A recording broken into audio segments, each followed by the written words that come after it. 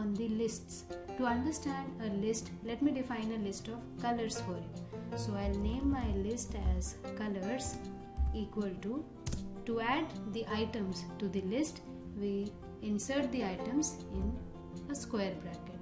So every item is added with the inverted colons. So I'll add my first item to the list called colors as blue, right?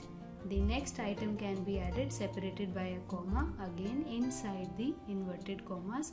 So I'll say pink, right? And then I can add another color which is green. Then I can add another color, yellow. So in this manner you can add as many items in your list as you want. So this is how you can create a list in Python. And here now if you print the list, so I'll say print straight away the name of the list, which is colors, and let's run the code and see what do we get at the output. Beautiful. So we have this list of colors which we have just created printed at the output terminal. Now you can also access one particular item of your list by specifying the index. For example, if I specify colors and inside the square bracket I'll specify the index. For example, 0th index would give me the first item in my list. So I should get a blue printed at the output. Let's run. Correct. So we have a blue printed at the output. So any index you can provide. You can also provide the negative index. Now what happens when you provide a negative index? For example, I give -1.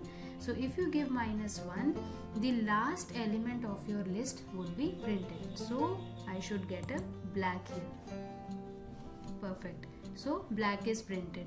And if you give -2, then the second last item of your list is printed at the output, which is yellow.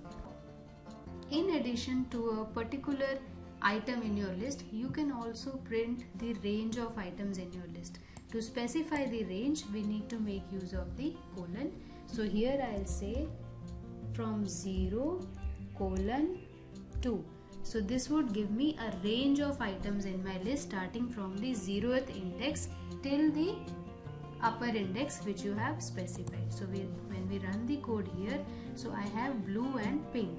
Also note that the upper index is not included. So if you specify 2, it would print till 1. So 0 till 1, that means blue and pink are printed here. And here we can also make use of the default range. Now what is default range? For example, I specify my starting range, which is 1 with a colon, and I do not specify the ending index. Then by default this would print till the last item in your list. So if I run the code, so starting from index 1, which is pink, it has printed till black. You do not specify the starting index and you specify the ending index, which is, let us say, 3. So by default it will pick the 0th index, right? So it has printed from blue, which is index 0, till 2, because 3 here is not included. One more thing which you can do with your list is to modify your list. You can change any particular item of your list by simply using this statement. So I'll say colors, which is the name of my list, and which item I want to change. For example, I want to change this color pink here to red. So what is the index of pink color? It lies at index 1. So I'll say colors index 1 should have a new value which is equal to red, right? And now if I print the list by using the same command as we have done earlier, so I'll say print colors. So let's see what we get at the output. Alright, so see, pink has been replaced by red here in the list, right?